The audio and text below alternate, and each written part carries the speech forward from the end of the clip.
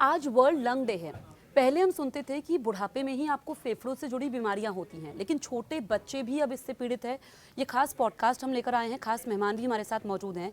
Doctor Lovleen Mangla, lung specialist हैं, metro hospital. बहुत बहुत स्वागत है सर आपका। धन्यवाद धन्यवाद। सर आप ये बताइए, क्योंकि आज वर्ल्ड लंग डे भी है और अवेयरनेस भी लोगों में बहुत ज़रूरी है। फेफड़ों की सेहत कितनी ज़रूरी है, क्योंकि 4-5 साल के बच्चे भी जो हैं वो फेफड़ों की बीमारी से पीड़ित हैं।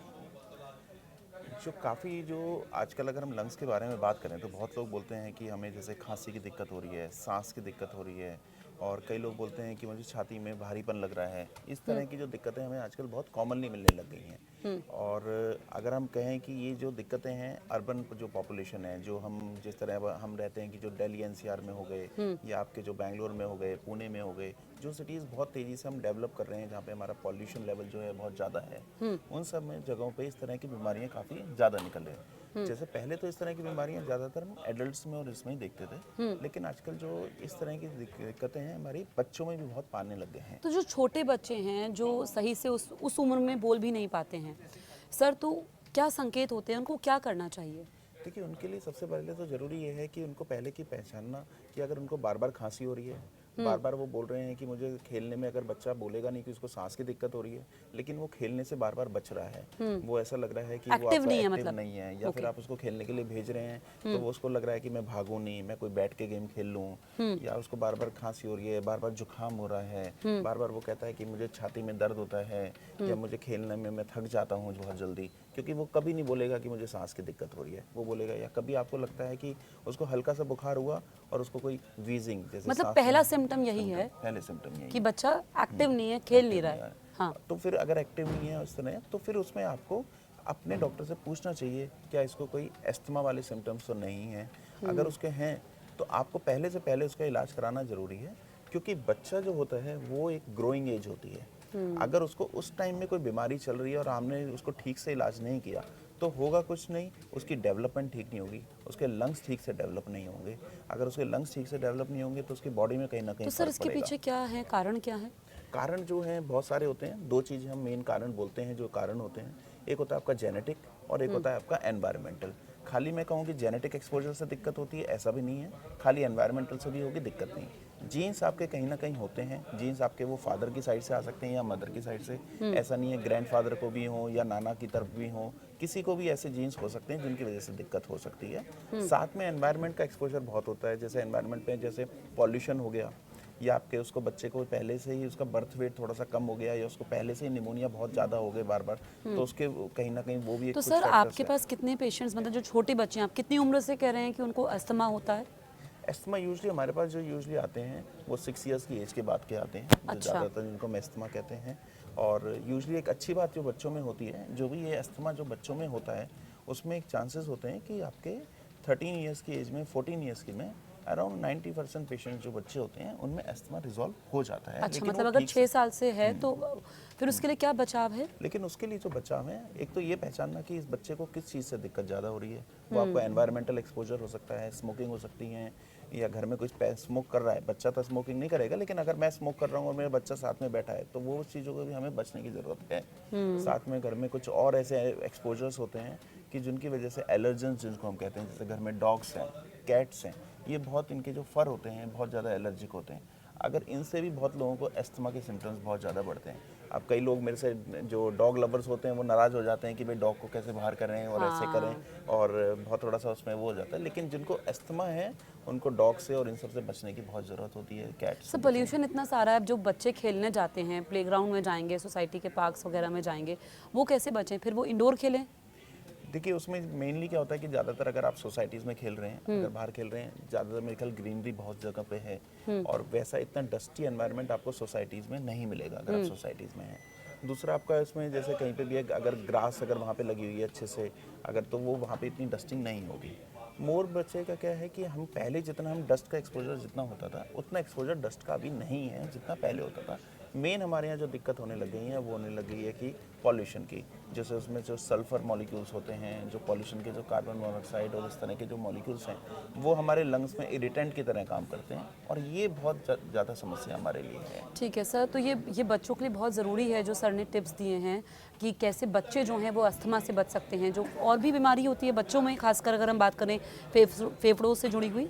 फेफड़ों से जुड़ी बहुत सारी और बीमारियां भी हो सकती हैं, जैसे बच्चों में कई बार निमोनिया के चांसेस बहुत ज़्यादा होते हैं, कई बच्चों में जैसे घर में है तो उनको टीबी के भी चांसेस हो सकते हैं। पर मेन आजकल जो हम देख रहे हैं वो जैसे अस्थमा हो गया, कुछ लोग इसको ब्रोंकाइटिस भी कह देते हैं, बहुत कई मिली जुली सी टर्म्स हैं पर दोनों में थोड़ा सा फ़र्क होता है। वो आपको जो स्पेशलिस्ट होंगे वो आपको ज़रूर बताएंगे कि तो सर ब्रोंकाइटिस है। निमोनिया से क्या डेथ भी हो जाती है? निमोनिया से अगर हम कहें, हाँ, जैसे आपने सुना होगा कोविड से रिलेटेड जैसे निमोनिया होते थे, कोविड में जो से होता था, हमने कोरोना के बारे में सोचा, वो निमोनिया लंग्स का इन्फेक्शन ही करता था। वो डिपेंड करता है कि निमोनिया कितना ज़्यादा हुआ है, उसकी वजह से डेथ हो सकती हैं। और जैसे अब कई लोगों को स्वाइन फ्लू निमोनिया होते थे, आजकल भी कई लोग हैं जिनको निमोनियाज बहुत कॉमनली हमें पाए जाते हैं, वायरल निमोनियाज जो हो जाते हैं।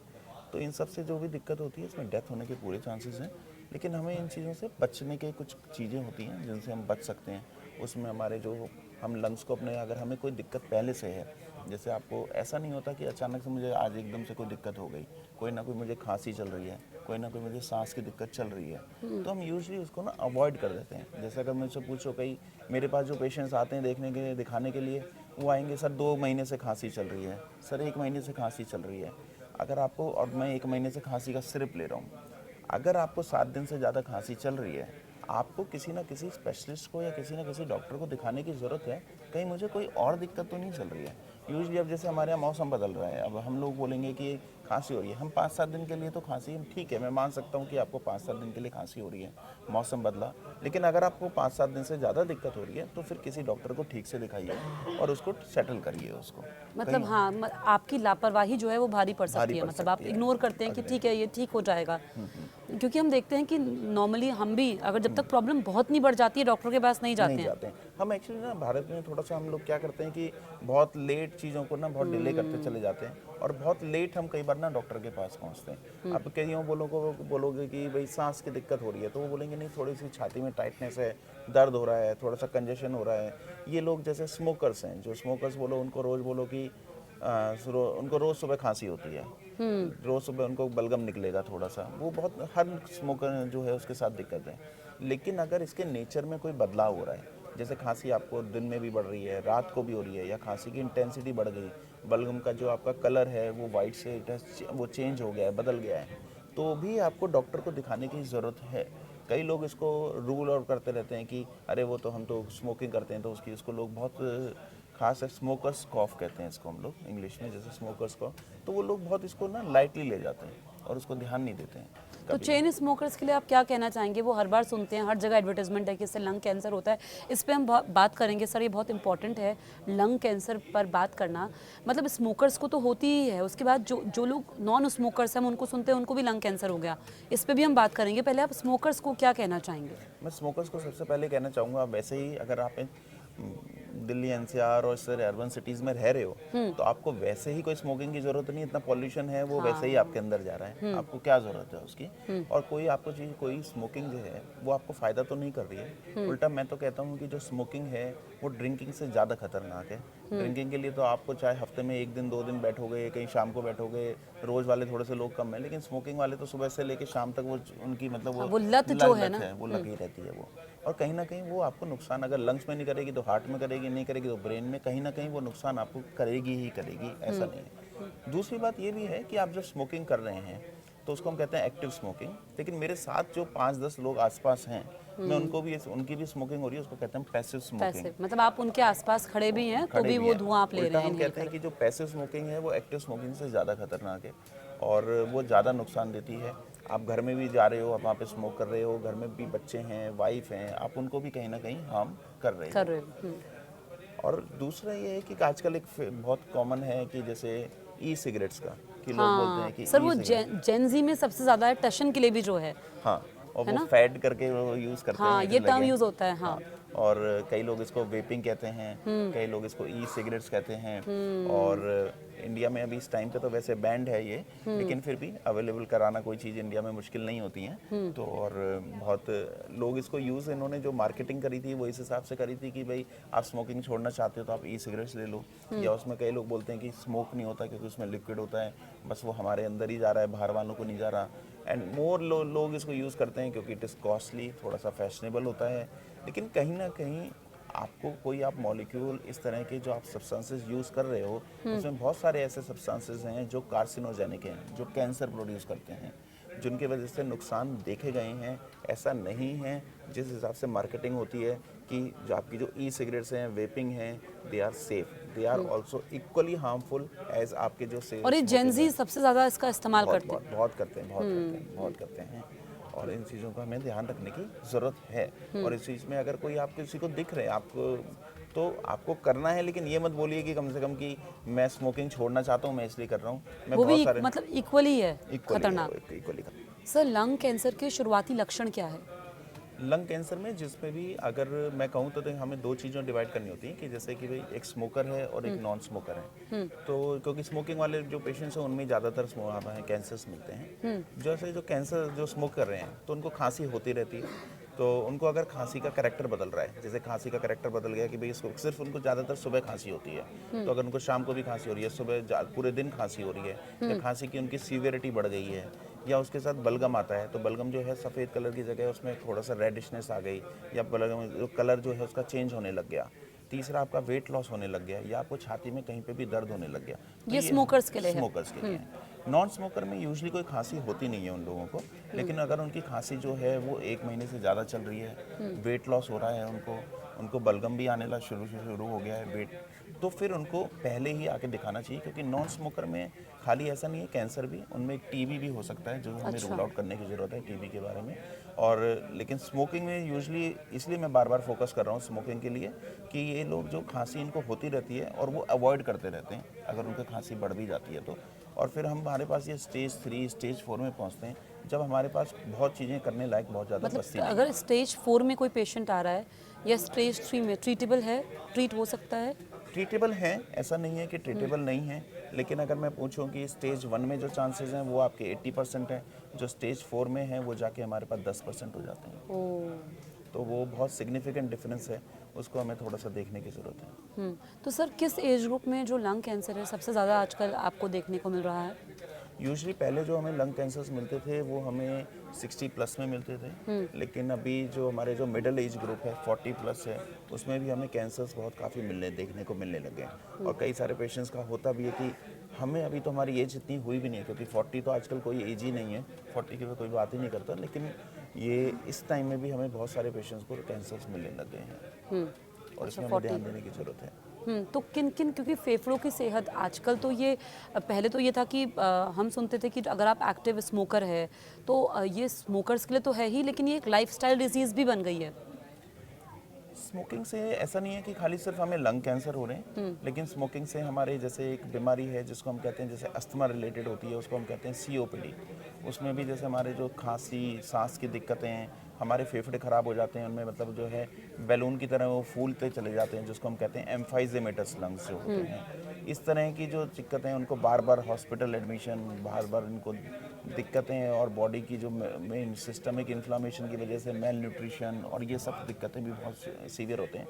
और ये बीमारी भी बहुत कॉमनली पाई जा रही है। अगर मैं कहूँ COPD के बारे में, तो COPD इस टाइम पे इंडिया में अगर हम इसके जो हम डेथ देखें कि सबसे ज़्यादा जो डेथ होती हैं वो COPD की वजह से तीसरे नंबर पे होती हैं। यूजुअली हम लोग ध्यान रखते हैं कि कैंसर्स के बारे में, हम हार्ट अटैक के बारे में बहुत ध्यान रखते ये हैं। इतना कॉमन टर्म नहीं है।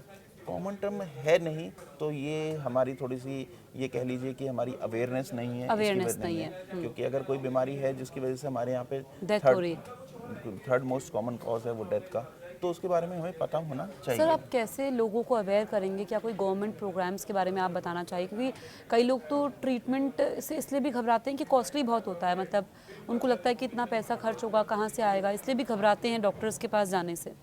मैं आपकी बात बिल्कुल मानता हूँ। देखिए, हमारे यहाँ बहुत अच्छी बात यह है कि हमारे यहाँ पे प्राइवेट सेटअप भी है और हमारे यहाँ पे गवर्नमेंट सेटअप भी है, और कुछ बीच के ट्रस्ट हॉस्पिटल्स भी हैं। बिल्कुल मानता हूँ कि थोड़ा सा हमारे प्राइवेट में कई चीज़ों पे एक्सपेंसेस बहुत बढ़ जाते हैं कई चीज़ों के, लेकिन मैं एक आपसे बस एक सिंपल सी बात पूछता हूँ कि अगर आपकी बीमारी बहुत लंबी चल रही है, एक कभी स्पेशलिस्ट को दिखा लीजिए। उसमें कई बार अगर आप ओपीडी बेसिस पे भी ट्रीटमेंट लेते हैं चीज़ों को, एक बार इनिशियल उसमें थोड़ा सा मेरे ख्याल एक्सपेंसेस होते हैं, एक बार आपका ठीक से डायग्नोसिस हो जाए तो चीज़ों में बहुत चीज़ों में कवर आपका हो जाता है। ऐसा नहीं, गवर्नमेंट हॉस्पिटल में भी जाऊँगे, ऐसा नहीं कहूँगा कि ट्रीटमेंट नहीं होता है, बस वहाँ है कि आपको थोड़ा सा टाइम कम मिलेगा आपको देखने के लिए और सब चीज़ें थोड़ी सी ज़्यादा होती हैं, लेकिन इलाज यहाँ पे हमारे यहाँ बहुत अच्छी बात है ये कि गवर्नमेंट भी हैं, कॉर्पोरेट भी हैं और कुछ बीच के ट्रस्ट हॉस्पिटल्स भी हैं जो बीच के का काम करते हैं। और अवेलेबिलिटी कंपेयर टू हम लोग बोलते हैं बहुत वो देते हैं, लेकिन मुझे तो लगता है कि हम हेल्थ केयर में मतलब बेटर ही हैं बाहर की कंट्रियों से, कोई कम नहीं है। अगर हम इसमें प्राइवेट हॉस्पिटल्स और उन सब में भी देखें, गवर्नमेंट हॉस्पिटल्स में कॉस्टली की बात यह है कि ठीक है, आप मेरे को बोलते हैं कि कॉस्टली है, लेकिन मैं आपसे पूछना चाहता हूँ, आप जो सिगरेट खरीदते हो, सिगरेट पी के आप स्मोक करते हो, उसमें आपने पैसे देखे आप कितने खर्च कर देते हो? मंथली बजट भी लोगों बजट के में घरों का बिगड़ जाता है बिगड़ उसमें। जाता है। तो फिर आप ड्रिंक कर रहे हो, क्या उसमें आपका बजट खराब नहीं होता है क्या? ठीक है ना?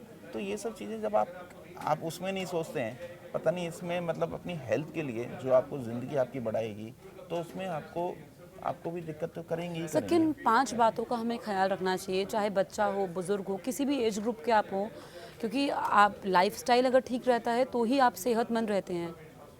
देखिए कुछ आजकल ऐसा जो खान-पान भी होना चाहिए। खान पान देखिए, आपको इस टाइम पे जो लंग्स की जो दिक्कतें बहुत काफ़ी बढ़ रही हैं, उसमें मैं कहूँगा कि आपको एक तो स्मोकिंग से जितना बचना है, उसमें एक्टिव स्मोकिंग भी, पैसिव स्मोकिंग भी, ठीक है। क्योंकि कॉर्पोरेट कल्चर बहुत बढ़ चुका है और उसमें फिर पैसिव स्मोकिंग भी आपको बहुत कॉमनली आपको देखी जाएगी, मिलेगी, ठीक है। तो उससे भी आपको बचना है। दूसरा, अगर आपको लगता है कि मुझे एलर्जीज़ की इस तरह की दिक्कतें हैं, तो आपको थोड़ा सा कोशिश करना है कि जब भी आप धूल मिट्टी वाले इलाके में जा रहे हैं, उसमें जा रहे हैं, तो एक मास्क पहन के रखिए। लोग पूछते हैं कि मास्क मेरे को कोई आपको ये नॉर्मल N95 पहनना है या कौन सा पहनना है, आप नॉर्मल एक कपड़े का मास्क ही पहनेंगे, वो भी ठीक है आपके लिए। ठीक है। तीसरी चीज़ें, आपको अगर ऐसी इस तरह की एलर्जीज़ की इस तरह की दिक्कतें हैं, तो आपको ध्यान रखना है कि भाई घर में पेट्स जो हैं, उसमें डॉग्स और कैट्स हैं, उनको आपको अवॉइड करना है, क्योंकि उनके जो फर होते हैं वो आपके जो सोफ़ा हो गए, आपके जो बेड हो गए, उनके ऊपर रहते हैं और वो बहुत एलर्जिक होते हैं।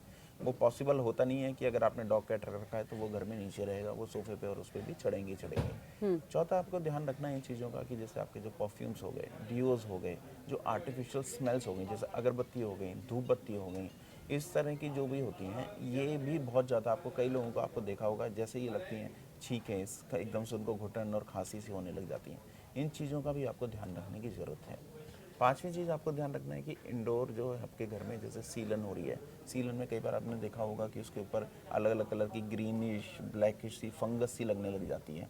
उन सब चीज़ों को आपको अपने आप से ये बहुत, बचाना है। आपने जो 5 चीज़ें बताई है बहुत ज़रूरी है। आपने परफ्यूम्स की बात की, डिओज़ की बात की, तो इसमें क्या है कि मतलब कहीं से भी नहीं लेना है, क्योंकि ये तो आजकल तो हर कोई लगाता ही है। हर कोई लगाता है। इनफैक्ट अगर आप कहीं बैठोगे तो मैं लगा रहा हूँ तो मेरे पार्टनर नहीं लगा रहे हैं, कोई ना कोई लगा रहा है, और फिर मल्टीपल आप तरीके के यूजेस कर रहे हैं।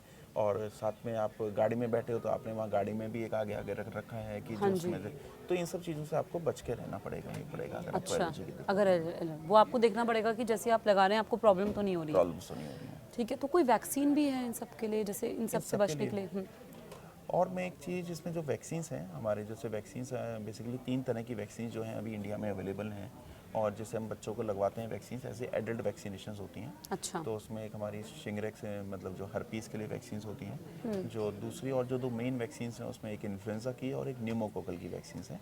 ठीक जैसे है। हमने कोविड की वैक्सीन्स लगवाई थी, ऐसे इन्फ्लुएंजा की वैक्सीन बहुत कॉमन है और वो हर साल लगती हैं, जिनको हम लोग फ्लू शॉट्स भी कहते हैं। और जिन पेशेंट्स को दिक्कतें हैं, जो उनकी एज ज़्यादा है, या जिनको हार्ट की दिक्कत है, या उनको शुगर है, या किडनी की दिक्कत, लिवर की दिक्कत, या उनकी बेसिकली कुल मिला के आप बात समझिए कि जिनकी बॉडी की इम्यूनिटी डाउन है, उनमें हम ये वैक्सीन्स रिकमेंड करते हैं, वो वैक्सीन्स लगवानी चाहिए। साथ में न्यूमोकोकल की भी वैक्सीन्स होती हैं, जो 2 वैक्सीन्स लगती हैं तो ये आपकी। क्या हर एज ग्रुप को लगती है? ये बच्चों को तो अभी नहीं लगती हैं। बच्चों के लिए है कोई वैक्सीन? बच्चों के लिए तो उनका एक अलग से प्रोग्राम होता है बच्चों का, अच्छा। और उसमें उनकी मल्टीपल वैक्सीन्स लगती हैं, ठीक और है। वो एक अलग प्रोग्राम रहेगा उसमें। अच्छा। तो लेकिन जो एडल्ट्स के लिए, क्योंकि जैसे अभी हम कहें कि अवेयरनेस वाली बात है कि अगर बड़ों के लिए जो बात है, बड़े वाले जो हैं उनको नहीं पता इन वैक्सीन्स के बारे में, बोलते हैं कि जैसे वैक्सीन्स के बारे में आपने अच्छा क्वेश्चन पूछा कि अगर वैक्सीन्स की बात करेंगे तो आप सोचेंगे हाँ बच्चों को वैक्सीन्स लगवा दी, मैंने लगवा दी, कोई बड़ों के वैक्सीन्स के बारे में बात बात करता करता ही नहीं है। तो वो भी बहुत ज़रूरी हैं। और लोग बोलते बहुत हैं इसमें कि भाई कोई साइड इफ़ेक्ट्स तो नहीं हो जाएंगे, कोई दिक्कत तो नहीं हो जाएगी, कोई ये हमने जैसे कोविड के बारे में सुना कि कोविड में मेरे को बुखार हो गया, कोविड में ऐसा हो गया, कोविड वैक्सीन से मैं ऐसा हो गया, मैं ऐसा हो गया। मैं पूछ रहा हूँ कि आपको कितने सारे लोगों को वैक्सीन लगी? अगर मैं आसपास अभी अपने यहाँ देखूँ तो कम से कम यहाँ पे 500 लोग होंगे, तो 500 में मुझे बता दीजिए किसको कोई दिक्कत हुई हो कोविड वैक्सीन से। तो हम वो बेनिफिट और रिस्क तो रेशियो वो नहीं वन देख रहे टाइम हैं। होता है, लाइफ टाइम ऐसे? इन्फ्लुएंजा की वैक्सीन जो है वो हर साल लगती हैं। अच्छा। बट अगर कोई आपको रिस्क होना होगा, कुछ होना वही होगा, कभी कोई बुखार एक बहुत सिंपल सी बात है, उसके बाद होता है। बट मैंने आज तक कितने लोगों को पेशेंट्स को लगवा ली, मैं खुद लगवाता हूँ, लेकिन किसी को कोई ऐसी दिक्कत नहीं हुई है। ठीक है, तो वो मतलब जो सेहतमंद है उसको भी लगवानी चाहिए, आप बोल रहे हैं, जैसे आप हर साल लगवाते हैं। देखिए मेरा एक्सपोजर थोड़ा सा अलग हो जाता है, मैं इस तरह के पेशेंट्स में डील करता हूँ, डील करते हैं, लेकिन ओके। तो मेरा एक थोड़ा सा फ़र्क हो जाता है। लेकिन अगर आपकी 50+ एज है तो आप लगवा सकते हैं, कोई बुराई नहीं है उसमें। ठीक है सर, क्योंकि आप तो रोज़ इतने सारे पेशेंट से डील करते हैं, और ऐसी कौन कौन सी बीमारियां हैं फेफड़ों से रिलेटेड जो आजकल आपके सामने आ रही है, जिसके बारे में लोग इतने जागरूक नहीं हैं? दूसरा मैं एक बात करना चाहूँगा उसके बारे में, जैसे ट्यूबरक्लोसिस के बारे में, टीबी के बारे में, क्योंकि अभी गवर्नमेंट के भी प्रोग्राम्स भी चल रहे हैं जिसमें उन्होंने बोला है कि गवर्नमेंट ने कि भाई हम टीबी को इरेडिकेट करेंगे इंडिया से, और कुछ तो इनके बारे में भी हमें पता होना चाहिए। पहले टीबी के बारे में हम कॉमनली देखते थे कि जो कॉमन टीबी है वो एक लो सोशो इकोनॉमिक स्टेटस में ही पाया जाता था, लेकिन आजकल जो मिडिल इनकम ग्रुप है, जो हाई इनकम ग्रुप है, उसमें भी टीबी पाया जाता है। क्योंकि कहीं ना कहीं हमारी जो शुगर है या कुछ हमें इस तरह की दवाइयाँ ले रहे हैं जिनसे हमारी इम्यूनिटी डाउन हो रही है, तो उसकी वजह से हमें, या बीमारियाँ ऐसी हैं जिनकी वजह से हमारी इम्यूनिटी डाउन है, तो टीबी के केसेस हमें बहुत ज़्यादा देखने को मिल रहे हैं। तो कई बार ये लोग आते हैं तो बोलते हैं हमें कैसे टीबी हो गया, हमें कैसे टीबी हो गया, तो उनको भी टीबी हो सकता है, ऐसा नहीं है। दूसरी बात, टीबी का डायग्नोसिस करके कंफर्म करना जरूरी है, और ये पता करना जरूरी है कि क्योंकि टीबी भी 2 तरह की होती है। अच्छा। सेंसिटिव टीबी है, रेजिस्टेंट टीबी है। आपको सेंसिटिव टीबी है तो उसका इलाज बिल्कुल अलग है, और जो रेजिस्टेंट टीबी है उसका ट्रीटमेंट अलग है। कई लोग जो होते हैं बस एक्सरे देखा और वो देखा और उसमें बोल दिया कि आपको टीबी है, ऐसे ट्रीटमेंट करने की ज़रूरत नहीं है। पहले कंफर्म करिए आपकी सेंसिटिव टीबी है कि रेजिस्टेंट टीबी है, और उसके अकॉर्डिंग आप अपना ट्रीटमेंट स्टार्ट करवाइए। ट्रीटमेंट जो टीबी का है वो बहुत ट्रीटेबल डिजीज़ है, उसका 6 से 9 महीने का कोर्स चलता है, और बिल्कुल आपका ट्रीटमेंट बिल्कुल ख़त्म हो सकता है, बहुत अच्छी बात है। लेकिन अगर आप टीबी को क्योर नहीं कर रहे हो, क्योंकि ये स्प्रेडेबल डिजीज़ है, आपके घर में फिर 1 से लेकर 2 से लेकर 4 लोगों तक को भी ये स्प्रेड हो सकती है अगर आपने इसको ठीक से ट्रीट नहीं किया। और अगर हम इसको ठीक से ट्रीट करें तो हम इसको इरेडिकेट कर सकते हैं। एक आपने मेरे से बात करी थी कि भाई टीबी के बारे में, क्योंकि कॉस्टली होता है। इनफैक्ट गवर्नमेंट ऑफ इंडिया जो है उसमें आपका डॉट्स के थ्रू वो उसकी जो मेडिसिन है वो आपको फ्री ऑफ कॉस्ट अवेलेबल करा रही है। अच्छा। फ्री ऑफ कॉस्ट आपके टेस्ट भी होते हैं उसमें, और ऐसा नहीं है कि वो बहुत महंगे पड़ रहे हैं, बहुत ईजिली हो जाते हैं, थोड़ा ऐसी कोई बात नहीं है, और आपकी बहुत सारी चीज़ें उसमें कवर हो जाती हैं।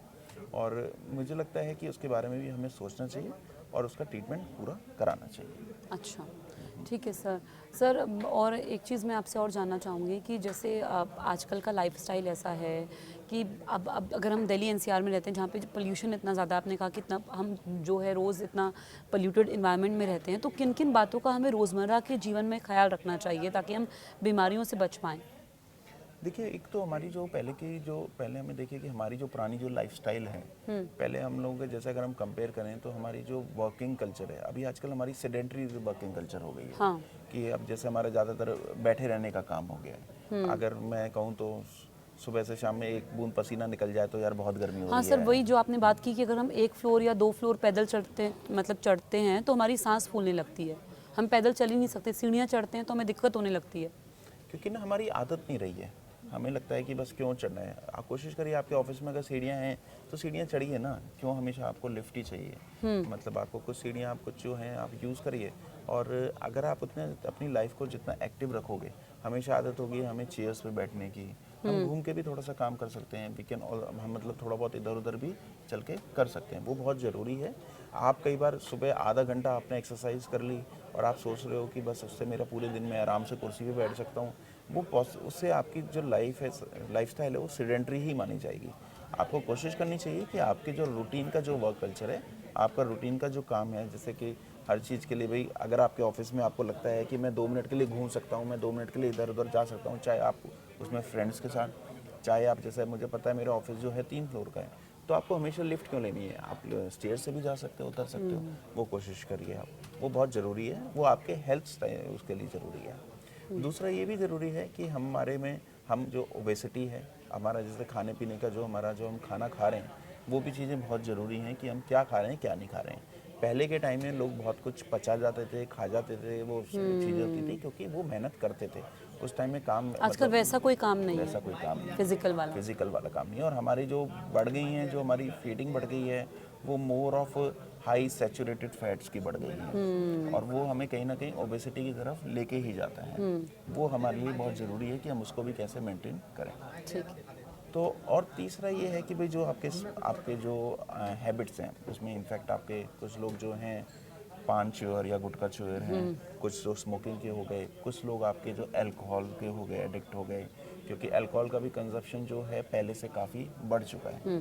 हर एक चीज़ की एक लिमिट है, वो हमें लिमिट पता होनी चाहिए, वो हमें सब मीठे से भी कुछ ऐसा? मीठे से भी हमें ध्यान रखने की ज़रूरत है, क्योंकि मीठे का भी बहुत बढ़ गया है। मीठे का पहले लोग बोलते हैं चीनी का और टीज़ का और इसका, लेकिन अगर आप सोचें तो आपकी और भी जितनी है, जैसे बेकरी आइटम जितने हम खा रहे हैं या जितने हम पेस्ट्रीज आइटम खा रहे हैं, इनकी भी कंजप्शन हमारी बहुत ज़्यादा बढ़ चुकी है। मतलब थोड़ा खा सकते हैं, लेकिन जो हमारा होता है ना कि पेट भरना है, मतलब जब तक पूरा पेट नहीं भरा तब तक हम खाते ही रहते हैं। वो आप और खाते रहेंगे और खाते रहेंगे, फिर उसके ठीक बाद है। वो पेट कभी नहीं भरेगा। तो मतलब आपको खाना ही नहीं है, ये है कि दूरी खाना ये है कि आपको देखना है कि मेरी लाइफस्टाइल कैसी है, मैं कितनी मेहनत कर रहा हूँ, उस हिसाब से क्या आप आपको पचा खाना पा है। रहे हैं, फिजिकल एक्टिविटी है। ठीक है, ठीक है। डॉक्टर लवलीन, आप हमारे स्टूडियो में आए, आपने इतनी ज़रूरी जानकारियाँ हमारे दर्शकों को दी, इसके लिए आपका बहुत बहुत शुक्रिया। और आप हमें कमेंट करके भी बता सकते हैं कि आपको हमारा पॉडकास्ट कैसे लगा, आपके मन में कोई सवाल है, आप क्या जानना चाहते हैं, किस विषय में हम पॉडकास्ट आपके लिए लेकर के आए, टॉपिक आप डिसाइड कर सकते हैं, हमें कमेंट ज़रूर करें और देखते रहिए न्यूज़ 18 इंडिया।